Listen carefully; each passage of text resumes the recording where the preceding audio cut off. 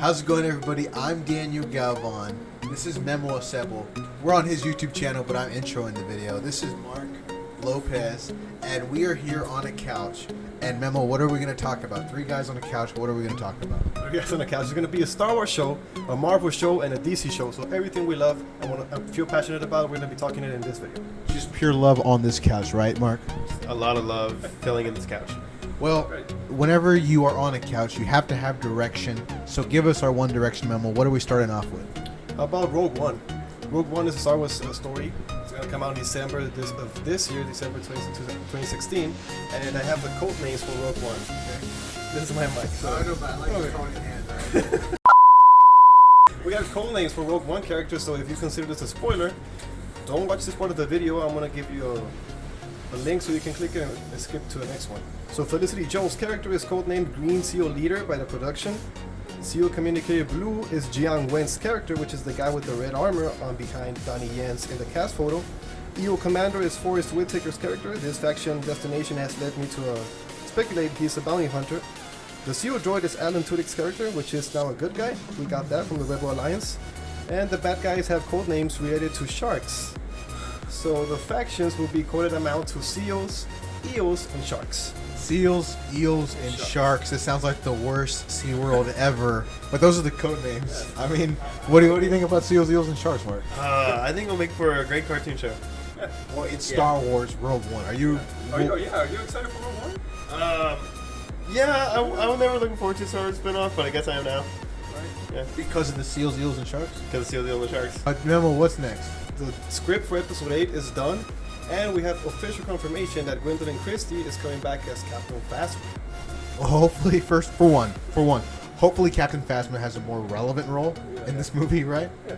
And I mean, we got a message from Lucasfilm that they were gonna make Captain Phasma a bigger role in this movie because they want to impact the fans, because we didn't like her appearance and her role in episode 7, like Mark was telling me. Yeah, like I got a Captain Phasma cup from the movie theater, and I was super disappointed to have it by the end of the movie. it was so awful because I think they wanted her to be our version of Boba Fett, but so forgettable, right? Yeah. And besides the one scene that impacted me the most was like when Finn and Han got her. They were like, "Do this for us," and she's supposed to be the captain of the troopers, and she was like, "Okay, I'll do it." But not only that, not only is it just like a poor role, the actress Gwendolyn is such a badass She's an A-lister. in Game of Thrones. Yeah. And in this movie, she's like a trash compactor. For one, how did she survive the trash compactor? Do you know this? We have to wait to see that. Okay. I don't want to. If there's a leak, I don't want to know it. I want to wait for that. Captain Phasma, what have you done with that cup? I threw it away. I was just like, there's no point to this. I'm super disappointed. You could have used it as a cup still. And you No. mentioned the script was done. Who wrote it? Ryan Johnson co-wrote the script, and he's going to be the director for episode 8, and he's going to do screenplay for episode 9. Ryan Johnson, what did he do again? He did Looper, and then after that, he did a couple of Breaking Bad. Actually, the one episode of Breaking Bad he did do lately was Ozymandias, which was the fall of a whole entire series, basically. Oh, I remember Ozymandias. That was my favorite episode. Literally any Breaking Bad episode. Either that or any episode they're in Los Pollos Hermanos. But, so it does seem like J.J. Abrams set up the Star Wars universe, and everything is really dependent on Ryan Johnson's vision because he has such a heavy footprint on Episode 8 and Episode 9. I mean, on a scale of 1 to 10, Memo, as a Star Wars nerd, how confident are you that Ryan Johnson's going to deliver the goods? From 1 to 10. Yeah. You can go 1 to 12. You can go 1 to 14. I mean, I'm not going to go higher than 1 10. to 18. I guess 1 to 22. I'll give him the benefit of a doubt, and I'll give him a 6. Is that out of 10? I'll give him a 7 out of 10. Yeah. How confident are you in Ryan Johnson? I actually give him 10. He did some of the best episodes for Breaking Bad, and Looper was very well made emotionally too. So I think I give him 10. Yeah, I really like the way Ryan Johnson watched Jurassic World. Memo, what else is there in Star Wars, or did we cover everything? Is Star Wars officially over? No, well, it's never going to be over since we're going to be getting a new movie each year. But for the headlines for today, that's it, because the rest was speculations or rumors, so I gave you the headlines for today. So what's next? We're going to stick with Marvel, but we're going to Luke Cage now. So we're getting Luke Cage in November this year, and we got new photos from the set. I'm going to be putting it on the screen right now. What you guys think about them? Yeah, right there. You know what's crazy is how it shows they have a very important dynamic with the Luke Cage because with the awesome black lead role, they can kind of showcase him with police, right? Like there's these clips, and in 2016, this absolutely matters. This picture shows Luke Cage kind of delivering. Snuggling? This looks more like a two-man, one couch. What do you think about the picture? That's basically how my Netflix shows go. Like on there. Oh, look at this one. He has one of those. I feel like Luke Cage should just deliver more of a beatdown. Yeah. I think it's gonna give us a different dynamic than Jessica Jones. This is gonna be more raw, more violence, more physicality than Jessica Jones. Well, I would assume so, because the thing with Jessica Jones is there was more depth to character. And for Luke Cage, what do you kind of look for? You know, I was kind of underwhelmed with him as a character throughout the whole entire Jessica Jones series, so I'm looking forward to him having his own spin-off and getting more spotlight on him. I agree. I think Luke Cage is one of the underrated characters in Marvel.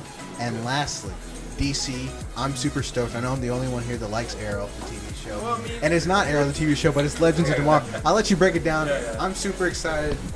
So I like Arrow, don't get me wrong, but I mean he's my least favorite show of all the comic book shows right now. I don't know about Mark, but it's down there. I still like Stephen Amell. He's a great guy, and he's going to be cameo. Well, it's not a cameo. He's going to be appearing in Legends of Tomorrow, episode 6. Episode 6 is going to be called Star City 2146. He's going to be the future version of Oliver Queen, the one we saw from the Dark Knight Returns comic book from Frank Miller. So he looks bad. Now this guy has only one arm, long hair, and he looks like really, really old, like my grandpa would be with a bow. Yeah, no, this looks amazing. The Dark Knight Returns version of Green Arrow is, he's a badass. He's like Wolverine meets Green Arrow meets 50 years of age. I mean, Hey, Mark,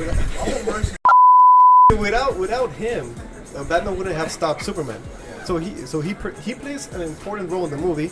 I don't think they're gonna put him in the actual movie we're getting, Batman vs Superman. I don't think we're gonna see Green Arrow. But I mean, we're gonna see him in Legends tomorrow. Let's just hope it's for the best. Mark, what do you think about Green Arrow? Do you like him? No, I actually don't like the Green Arrow show at all. great opinion, Mark. Thank you, Mark. I'm not a huge fan of it. I actually think none of the DC shows for TV are great. Like Gotham, Arrow, any of them, they're not great at all compared to Daredevil or. Okay. That's his opinion, right? Yeah, it's a wrong opinion. And so I personally am super excited for it. Legends of Tomorrow is amazing. It's like an Avengers movie every single week. I've liked the first 2 episodes. Yeah, I like it. I like the pilot. I like what they're doing with all the characters. The Firestorm, the White Canary. White Canary, Sarah Lance. What I don't like is Rip Hunter. I don't really like him, and I don't really like that Vandal Savage is already a big icon. Is someone a big villain. But I mean, let's see what the rest of the shows, of the episodes have to offer. I think that was it for today, right? Yeah. I think that's it for today. I'll sign us off. 3 guys on the couch, working on the title. Thanks for watching, guys. See ya.